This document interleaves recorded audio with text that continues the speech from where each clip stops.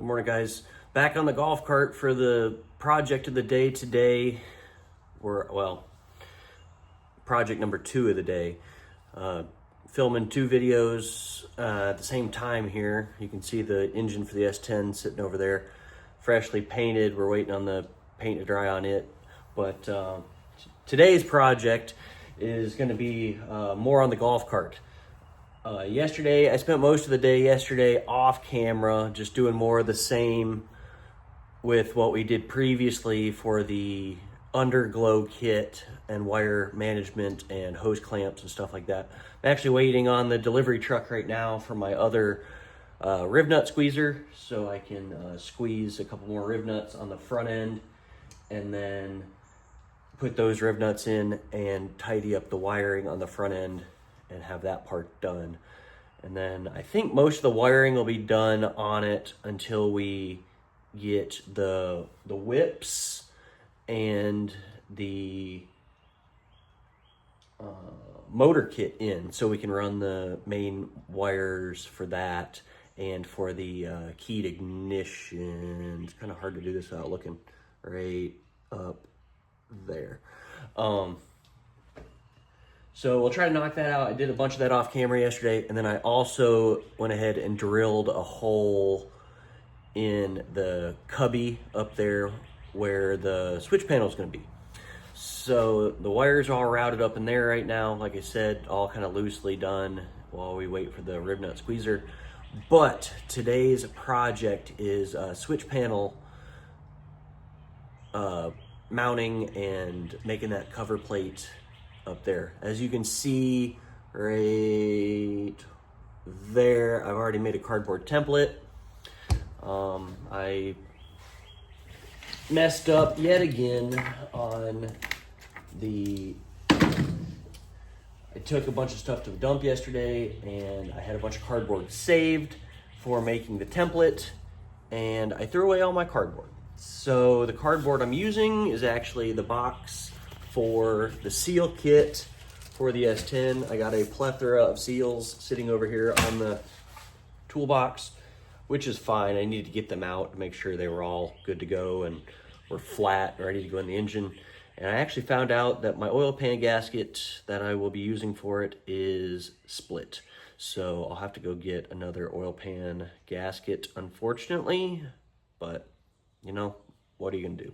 Rather figure that out now than when I'm putting it all together. So over here at the golf cart now, this is the template that I made already. All I did was took that big piece and held it up here, marked it with a Sharpie right here in the corner and over here, and then took a razor blade and cut it down to go in there. It's a little tight, but I think it's good enough for what we're gonna do with it. Over here, I have this piece of aluminum. It's pretty thin wall stuff. I'll probably end up taking it over to my dad's house and running it through his bead roller and putting a bead or two in the top and the bottom of it to stiffen it up just a little bit. I did order the switch panel for it. I decided against the rocker switches. I figured that I can't remember if there's 6 or 8 buttons on that thing. I figured that would be better for the future. So we'll throw that up in there. I also found out that here's the wire loom and everything, all the wires going into this hole right here. Ended up cutting that with a hole saw, and I wanted to put a grommet in there as a rubber insulator to insulate all this, but it's plastic on nice insulated wires and this loom that comes up here to the headlights. This will all get cleaned up, like I said, when the new squeezer comes in. But the push button that comes factory with the underglow rock lights, whatever you want to call them, switch is too short.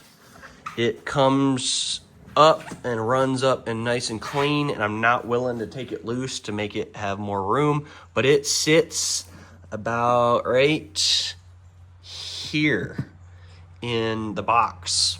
It will not reach to the front of this panel. So I did some research last night trying to see if I could,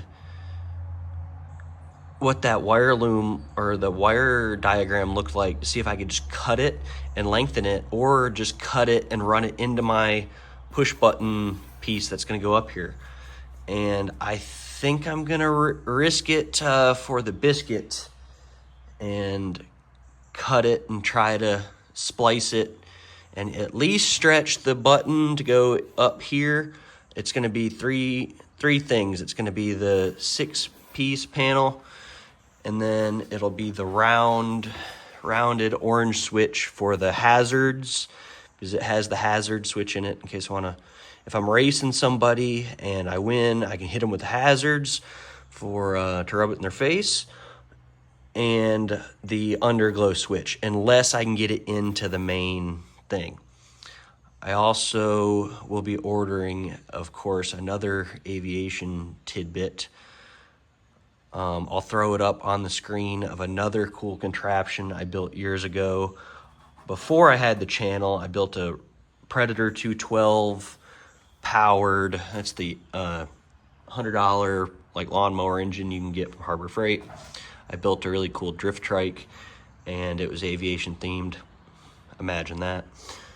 But I had some cool stickers on it, and so I figured a cool sticker along the bottom right here would really complete it. So what we'll do now is we'll go ahead and pull this out, and we'll put it down here on the metal. We'll trace it, and then we'll get this piece of aluminum cut, and we'll test fit it, and we'll get it fitting good up in there. And then I'll tell you guys about my plan on how we're going to attach this into that box. All right, guys, you guys might think this is the power of editing, but not the case. I got done with that last clip, and look outside, and here's the delivery truck. So that's pretty awesome. No more waiting around for tools or anything like that. So that's pretty cool. We can get back going on the stuff that we were waiting on. So we got, I pulled them out of the Amazon boxes already, but haven't really looked. This is the rib nut tool that we ordered. And all this came from Amazon. So I need to set up a storefront or whatever that's, whatever it's called, so I can link this stuff. So if any of you guys are interested in it, you can get it off of my storefront. So the rib nut squeezer we ordered, this is the 90-degree one. Seems to be really nice quality for a Amazon branded squeezer. I'm curious to know if this is a double action squeezer similar to my one that I have here. I have 3 of these squeezers now. This is the one I got from Harbor Freight. It's a Doyle brand. This is Harbor Freight's like top of the line one that they have. It's double action, so as you're squeezing the rib nuts, it's assisting you with it, so that's cool. And then this is their entry level one that we bought in the last episode for a 90-degree, and it works. Just as you can tell, we broke the mandrel out of it, and so I much rather prefer these Doyle branded ones. I have both the rib nut one and the regular rivet one. Highly recommend these. I think these are about twice the price of these. This one's like 15 bucks, and then I think these are closer to 50, I think. But never had a problem with the Doyle branded stuff. Highly recommend it, and they work extremely well. But this one being so tiny, it's going to be nice. We could have used the other one, the Harbor Freight one, but they didn't send me the right mandrels to squeeze those on an angle. So this seems to be a really nice kit. Came in this little Plano box or whatever you want to call them, metric and standard sizes. And then if you flip it over, it's I probably won't keep this box because I have my Milwaukee box of all my riv nuts. Unibit, it's kind of cool, and the tool to change the dies and stuff. So yeah, that seems to be a good kit. That should be a that should be able to work and get the job done. And if anybody needs a riv nut squeezer, hit me up because I have 3 of them now. But you know, rather collect tools, especially like good quality tools, instead of I don't know, some people collect baseball cards and stuff, but not me. I'll collect tools. So then we have, I'll admit, this is my second time filming this scene because I had the camera mounted up above me and my hat brim was blocking half the camera for like the entire cut. So I have kind of sneaked a peek in these, but anyways. So aux beam, this is the lighting kit for the golf cart directions and stickers. This is the fuse panel box. Fuses 30 amp, 20 and 10 amp. That's kind of cool. AC 4-pin connectors, power, net positive and negative. Oh, and then spare ones up there. I didn't notice that earlier when I looked, and that's kind of cool.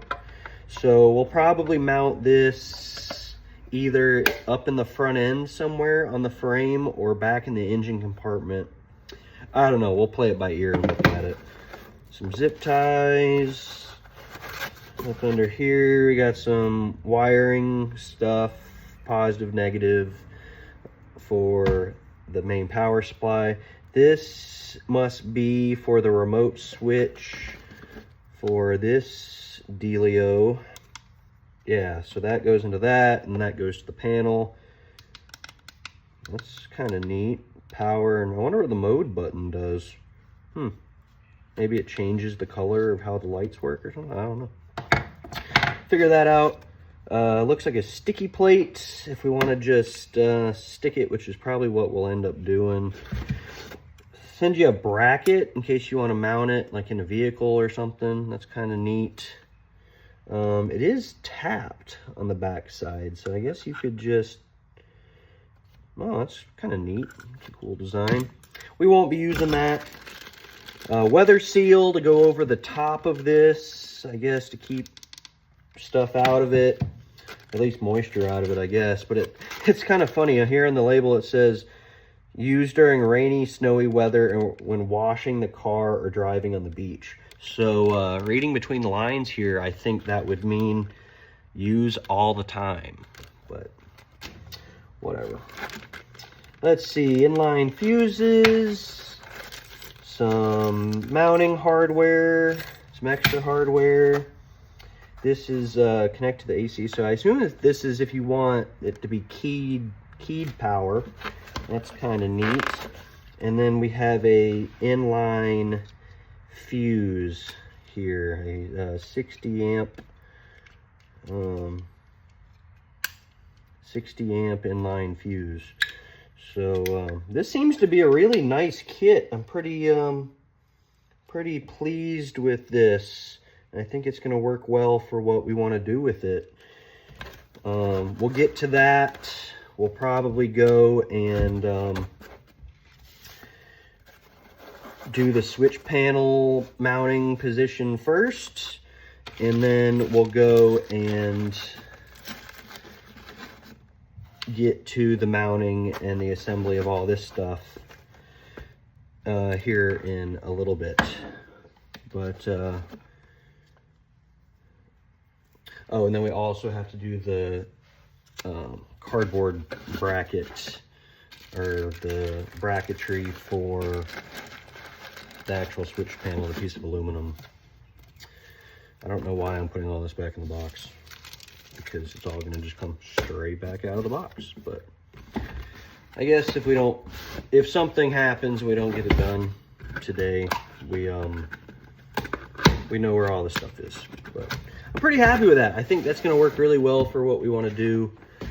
It'll be future proof, so if we want to add bits and pieces to it later in the future. Oh, you know what we didn't look at? We didn't look to see what kind of stickers it offered for the switch panel, to see if it I'll leave that sticker out. We'll stick it somewhere cool. Let's see. Light bars, cubes. Since when are those called cubes? Interesting. Cargo lights, floodlights, windshield whips. We'll probably use that one. Ooh, underglow. We'll use that one too. Probably. And the front ones will probably be fogs if I had to bet. Interesting. Well, that'll be cool. That'll be really awesome to use. Fish box. For if you're using it for a boat, like if you want to have a live well, maybe. I don't know. Anyways, we'll mess with this more later as we get the panel done. I'll probably set you up now in a time lapse while I put in the rest of those riv nuts on the front end of the frame, and then I'll probably throw you up in a time lapse for the cutting of the aluminum switch panel plate. All right, guys, we have the front end all wrapped up. We drilled a couple more spots in the frame here. It's hard to see, but there's an Adel clamp there. There's an Adel clamp there. And if it'll focus, there's one down there. I also put two up here. I got right here and I figured, oh, I'll just loop it in and come across and over, but it was hanging awfully close to this, these two universal joints, which I don't think is, it may be factory, I don't know. That's one thing I don't like about this lift kit, is it's got like two steering assemblies. There's that one, which then has the arm that goes down over here to this tall joint. So I don't really know. This front end and the lift kit on the back is all weird to me. So we'll play with that later. But for now, we got all the wiring for the underglow run, and for all this heavy, nicely loomed stuff is all for the headlights and stuff. I'll insert a clip here in a little bit of a thing that I learned about the headlights and taillights later that actually is wrong in the directions. So I may send them an email and tell them to update the directions on it. But anyways, for now, I'm pretty happy with that. I like how all this is routed and goes into this hole here. We might clean a little bit more of this up. We may put another one up here. I don't know. We're getting awfully fancy really quick here, which I like, but I don't know. We'll play it by ear. We might put another one up there, but for now, I'm pretty happy with it. There's going to be more wires run for these guys. Yes, they're just loosely on there. There's going to be one there and one here. And I'm not going to route those wires until I get the nose back, because the nose does a weird, it comes down and then kind of hooks back around here to this. So I don't want to make the wires just go straight up to it and have to modify them later. So what I might do is I might wire them to come down here, pick up the wiring, which goes to right here into this clamp.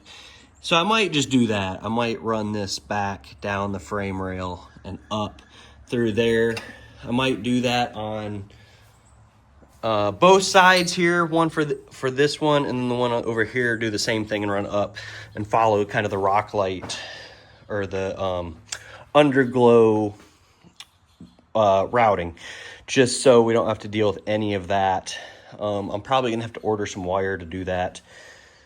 I have some, but I know when I do the whips off the back, I'm gonna have to have enough to go from the whips. The right one will probably just tie into the left one and then run up here to the front, so I don't have two probably 10-foot long wires running up for one of just the resistance of the wire.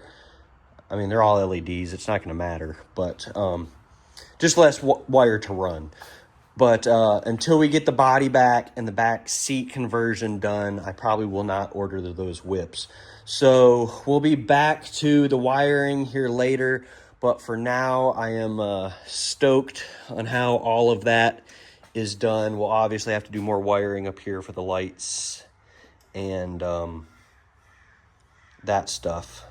It actually just occurred to me, we talked earlier about this knob, and we might just end up pulling this out and plugging this hole, because all of those get controlled here on the car style arm here now, and there's gonna be no real reason to have that in there. Maybe, we'll see. But all right, so now what we're gonna do is, all this is kind of just loosely thrown in here, and yes, it's a spaghetti jungle. We'll get it fixed here later, but we're gonna take this here template and I'll come over here to the bench, and we'll have to do a little bit of cleanup real quick, clean up so we can mess it all up again, and then we'll figure out how to probably go like that with it to save material in case we have a whoopsie, and then go from there. So I'll set you up on the tripod and we'll get a time lapse going on this, and we'll knock this project out.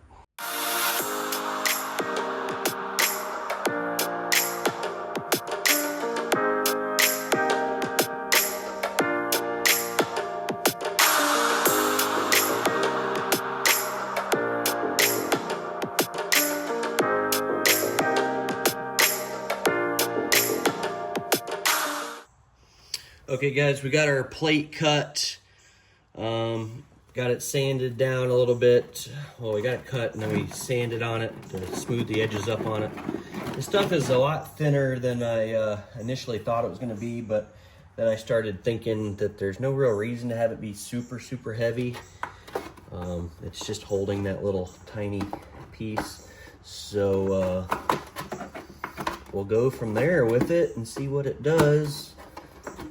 Initial fit was a little bit of a miss, I think. Looks like it. She's a little tall and she's a little long.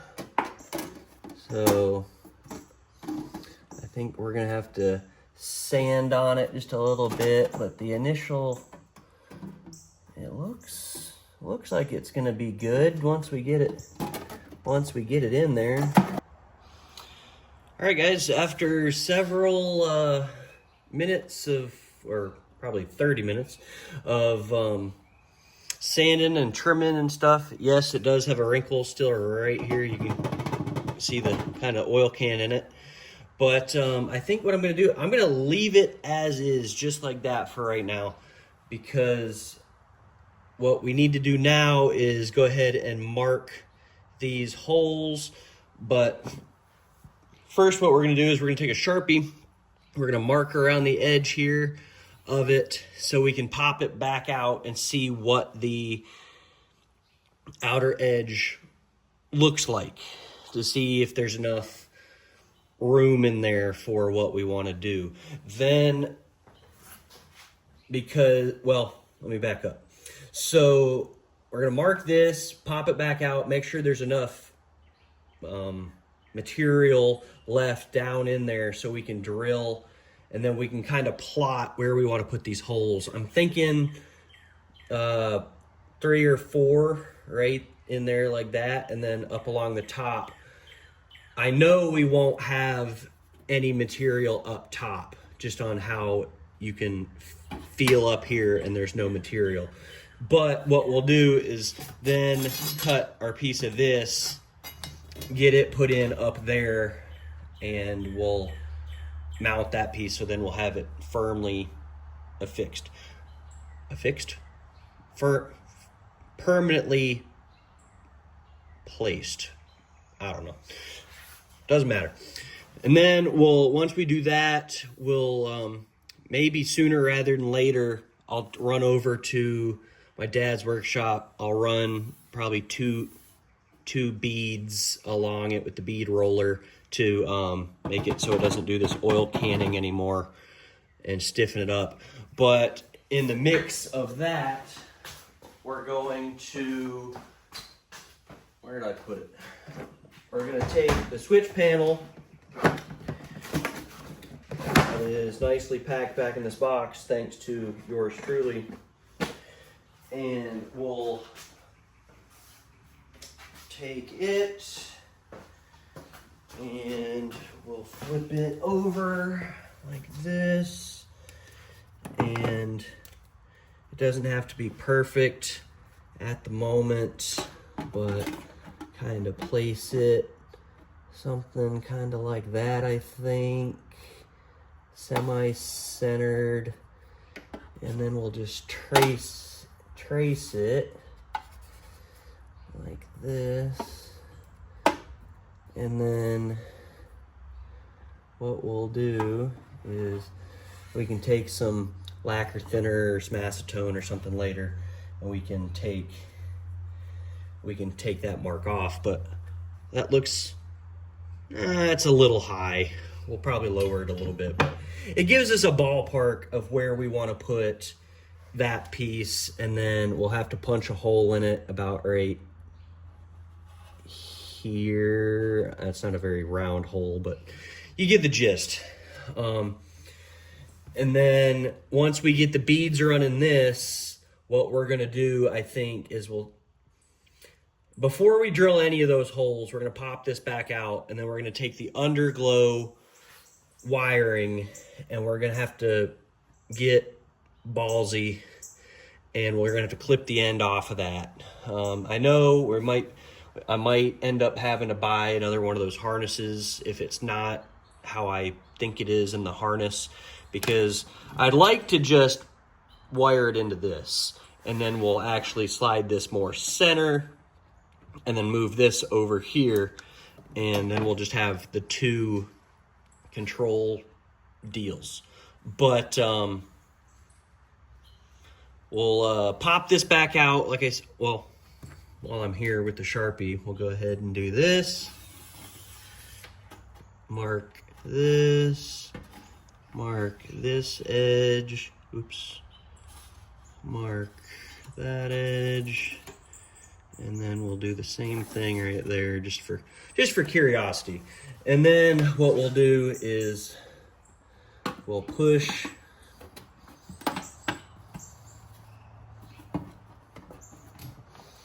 well, it's gonna make me a liar, isn't it?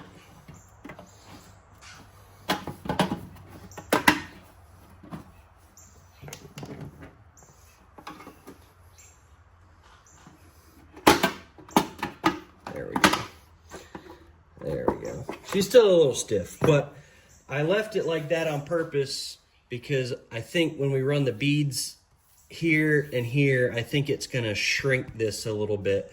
So when we get it back from putting the beads in it, it'll shrink it a little bit. So I think it'll actually slide in there just about perfectly. If not, we'll get it home and we'll trim a little bit more on this edge. I might do that when I'm over at Dad's house too, because he's got one of the big wide belt sanders, and I can just set it like this on the actual sanders and it'll true up those edges. But as you can see here, we have plenty of room down here. That's kind of how I planned it anyways. Not to toot my own horn here, but I wanted it to be like that so we could put those nut plates in there. But for now, I feel like I'm doing a lot of repeating of myself. For now, what we'll do is we'll go over, we'll put the beads in it, get that shrunk up, and then we'll come back over and then we'll pop it back in there. We'll punch a couple holes in here. We'll drill the rib nuts. We'll cut our piece of angle, put it up there, and then go from there on. All right, guys, we're back from running the plate here through the bead roller. As you can see, there are now 2 plates. We had a bit of a boo-boo on the first one. This is the one that I took over there, as you can tell by the marking on it. But as you can see, I ran the beads the opposite direction on the new panel. That was my bad. I marked the lines on the front side when I should have marked it on the back. But when I was bead rolling it, this stuff is very, very thin, like I talked about in one of the previous topics, I guess. But I was trying to be really careful. This one came out really well. As you can tell, it has distorted this a lot, but it's all fine because you're able to lay it flat and then hammer it back down. But on this one right here, I was trying to do the same thing, and as you can see, it is punched clean through this thin aluminum. So luckily over at Dad's shop, he had some more aluminum. This is thicker. This is about twice as thick, which is actually what I wanted. As you can see, it's still a little distorted, but it'll be fine. I also was able to fix the direction of the beads, so they're actually coming at you instead of being pre-sunk. Also, he was kind enough to give me his little 3D laser cut Walters Aircraft Works logo piece that he was keeping for a project, but I've been eyeballing it for a while and thought it was neat. So we'll probably end up hitting this with some Scotch-Brite. I already peeled the plastic off of it, and it's just got this remaining debris on it. So we'll hit it with some Scotch-Brite to give it kind of a textured look, get rid of the fingerprints and stuff. And then we're going to paint this black, I think. And then we're going to attach it somewhere with the brushed aluminum from hitting it with Scotch-Brite, and then this painted black I think is going to look really, really cool on there. I don't know where yet. It all depends on where we put it, but let's move over and see if this thicker one will fit in our hole. I just got back and I haven't test fit it yet, so we'll give it a shot. All right, guys, we got it popped in, and I am very, very happy with it. I like that a lot. It does need to slide here. I think it needs to slide over to the passenger side just a skosh, right about there maybe. And I think that looks very good. So I think what we'll do is we'll have to mark it again in there for the bottom, so we can put in there our line. We can put our line in it right here for that. And then I think what we'll do is we'll go ahead and get our punch, and we will punch our marks in this here. We'll also grab a ruler so it's nice and even. And then we'll pull this panel out, drill those holes, get them nice and clean. And then what we'll do is we'll pop this panel back in and mark it with our Sharpie to mark the holes on the plate. And then we'll drill it and get it put in there. All right, guys, I took the template that we had. As you can see, there's a lot of marks on it now, but I was using it as a measuring tool to figure out how we were gonna mark where we wanted to put the screw points, or where we were gonna drill the hole for the mounting hardware. So across the bottom, I measured from here over to here where the wall is, and that was 10 inches. So I figured 4 screws along the bottom, and then I know there's 4 lines up here, but I think we're only gonna do 3 screws along the top. just for spacing, and I think it'll look the best. So I figured down here at the bottom, since this was 10, broke it up every 2 inches. So this is the starting point. So there's 2 inches, 4 inches, 6 inches, 8 inches, and then there's the full 10. And up here was 8 inches, and we did more of the same, except with 8 inches, we did, let's see, we started here, 2, 4, and 6 there. And then forget this line, but we lined them up to match with these, if you can kind of tell, so to kind of offset it. So I think it'll look good once we get it in there. So now kind of the plan is I went inside and grabbed some silver Sharpies, and what we'll do now is we'll hold this up here like this, and then what we're gonna do is we're gonna mark. There's 2, there's 4, there's 6, and there's 8 right there. So the next thing that we'll do on there is we'll measure the width of this, which I've already kind of done off camera, and it's 1 inch. So I'm sorry if I'm blocking the camera, but I want these to be centered in the middle, so we'll measure 1/2 inch down.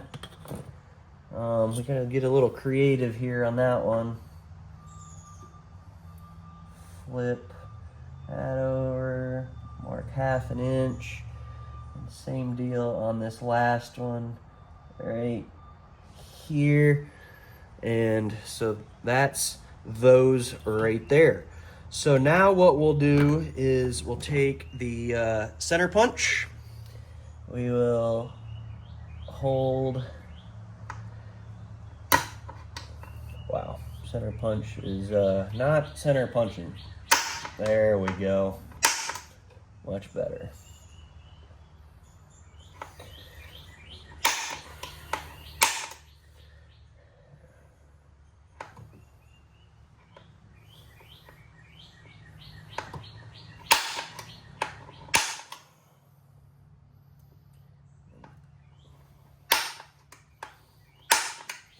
All right, now that we got those center punched, we'll go get we'll take one of the screws that we've used on all of the Adel clamps. We're gonna use that same hardware on this. Way overkill for what we're doing, but it's more for the appearance factor now. So we'll grab one of those, we'll match it up with the drill bit, we'll drill these out here, and then we'll put the plate back in, and we'll transfer mark the holes on that.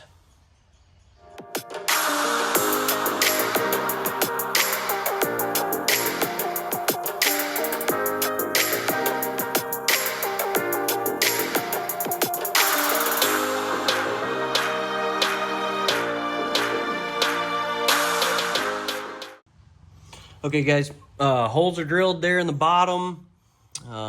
I think they are the size of what the screw diameter should be. So that should work out great for that. I did oversize those holes just a tad bit. And then as you can tell from the time lapse, I went ahead and tried marking the holes using the Sharpie. Sharpie did not work. It was not, I need to get some different markers for they make some really good, like super skinny, fine tip Sharpies for stuff just like that. And I need to buy some of those. I just haven't done it yet. So add that to the list of stuff to get for the shop, but low on the priority list. And then, so I ended up using the drill bit and just going through here as you saw. So now we'll go over to the bench, and I'll open these up a little bit and put rib nuts in them, and we'll go from there on it. So, and then after that, we'll cut our piece of angle to go up here. And I'm not exactly sure how I'm gonna mount that angle in yet.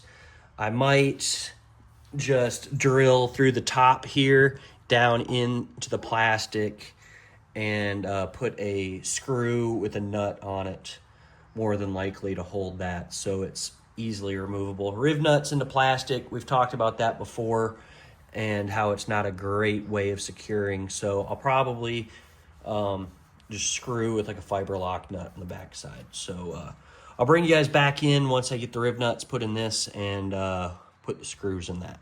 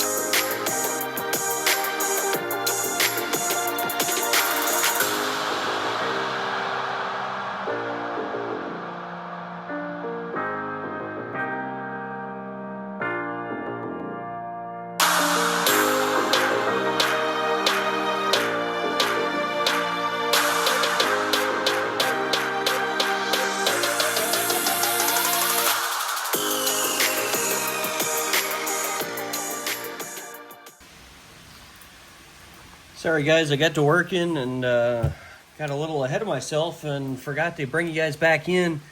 So we got the piece fit and it looks good. Stripped this the head out on this screw right here. So grabbed another one. We're gonna have to open that hole up just a tiny bit so we can get it to fit. It'll be fine though. And then I went ahead and made another template here. This is the size of the switch panel, and I marked the mounting holes in it. We're gonna run the screws through the back of this into that panel, and then this hole right here is for the main wiring harness coming in. So use that, put it on there, leveled it, and then use the center punch like before, punch those holes. And now I'm going to take this panel back off and drill those holes. And I also, the other reason why I'm drilling those holes, pulling this panel off, is because we got to get to that hazard switch. We got to pull that apart and punch a hole over here for it so it can go in there. And then while we're also in there, we'll final polish this with well, polish I use lightly because we're going to hit it with Scotch-Brite and then we'll handle it that way.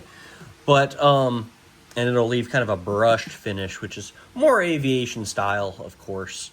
So got a little paint touch up I got to do for me scratching and taking the Sharpie to it. So not a big deal. We'll get all that cleaned up, and very, very happy with how that's all come out so far.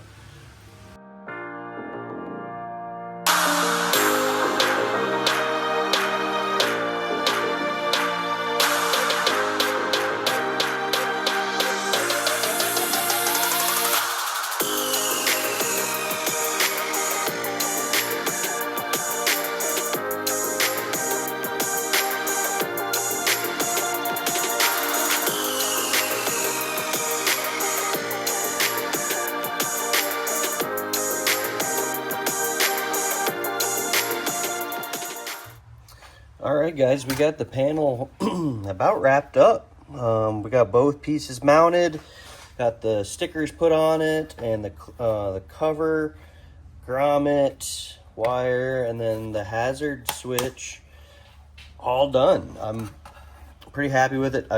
Like I said, put the stickers on it already, put the cover on it, just because I don't know how long this thing's really going to be sitting before it's up and going. So, and you can take it off pretty easy if I need to add more to it or not. Plus, all the wiring for it is all done via this box. So this I can basically set back on it and set it and forget it. Yeah, so all of our connections go right here into this part. So that makes that real easy. We got to figure out where to mount that next. But for now, we'll go ahead and throw this back on the golf cart and keep on trucking. All right, guys, we got it installed, and I think it's how it's going to be. I would say I am 97% happy with it. There's a little bit of a gap over here, and that's because the part that holds this piece in for the steering column has a screw and a cover with a cover, or maybe it's a rivet, I'm not really sure, but it's got a cover plate on it. There's one there and one down there, and that's as tight as I could make it up there without it bulging right here. And I just didn't want it to bulge, so I think it'll do what I needed to do, and I'm very happy with it. We'll touch up the paint around it, we'll tape it off, and we'll touch up the paint here and some paint down here. But I'm very, very happy with it. I'll probably end up taking this cover off, because the more I look at it, the more if it was a clear cover, it would look better, but it's almost like a frosted color, and I don't like it. But I'll probably get some spinner washers. That's another aviation piece, and I'll probably put them underneath these, especially for this one, that hole being oversized. It's just starting to peek out down there in the bottom, and I don't really like it. So we'll probably swap that onto it. So now what we have is the little emblem, and I was gonna paint it black and put it right there, and I still may. I'm unsure on how to mount this, how to affix it on there. Oh, I also forgot. In the works of mounting that and putting all that in kind of for good, this is the cable right here that hooks onto the back of that switch panel, and it's got this multi-plug on it. I went ahead and hooked that up to it. That will route to wherever we put that fuse box, wherever we mount that. And as of this moment, I'm not exactly sure where we're gonna put it. I was looking kind of around. I'm thinking we'll mount it somewhere up here. Maybe we'll see how it fits right here on this pad, which is the stiffener for the A-frame here, and also the mount for the steering box. Or my other thought process was to mount it here or over there. My only problem with doing that is if it's there or there, it's right in the flinging of dirt or rocks or gravel or snow or water, or whatever you're riding or driving this thing in.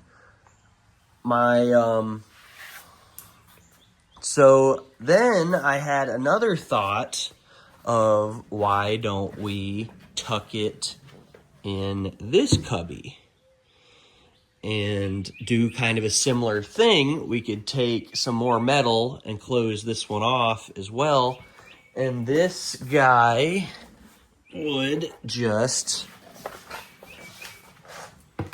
sit in there like that, and then we could make a little door here to flip down, and we could you know, we could still access this side if we need it. You know, you can put your phone or your wallet or hat or whatever in there just on top of this box since it's got this cover. And then same deal, like over there, we could just punch a little hole in it right here and route all the wires in it. Hindsight of 2020 on this project here is we would mount it somewhere back here in the battery compartment, maybe like back in here like this, and then all the wires come back to right there. However, we didn't do that. We routed all the lines, all the wires and stuff already. They're already cleanly installed up here to the front.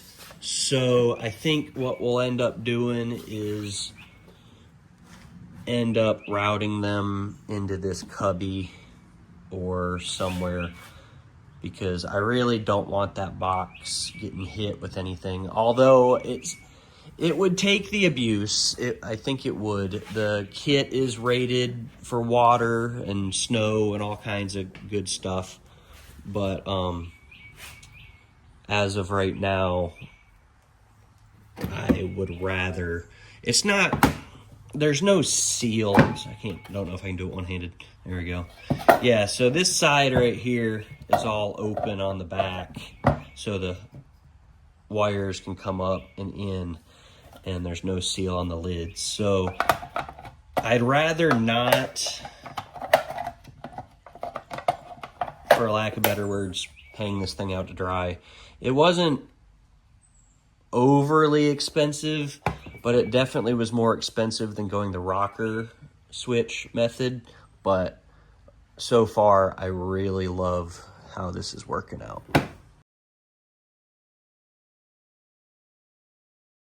All right, guys, here's a little snippet here I thought that would be kind of helpful with my little redneckery engineering here. I was wiring in the harness for these lights up here, the headlights, turn signals, and all that stuff. And according to the directions, they're saying that these red connectors here go for the driver's side. And that didn't make any sense to me, because at least the way the brain works is you think red is right. I know in aviation it's not that way. Red is not right. Red's on the left wing for nav lights, and then green is on the right, which doesn't make any sense. But don't get me started on that. That's a whole other tangent. But here on the golf cart anyways, the red is the right side. So I jimmy rigged this together with the jumper cables going to the airport car. And so now when we hit the turn signals, the right turn signal, we got the right lights flashing, or the turn signals flashing. And then when we go into the left, we got the left one. I don't have the rear tail light hooked up on this side, but and that's just the running light position. You get the colored lights, and then if you turn them off, they all go off. But then you got the headlights all here on the switch. That's low beam, and then you got the high beam. And then I also got the horn mounted up in the meantime. Got it put right there. And right here on the end of the, it's running through all this cable, so there's a lot of resistance. Doesn't sound great. But then I also put the little pad right there, so when you hit it, there you go. Now you got the brake light. But little behind the scenes, there's the engine for the S10 getting worked on. But I thought that would be a helpful little tidbit, because if we go over here to the instructions, or as I heard somebody say the other day, the destructions, I had it right here.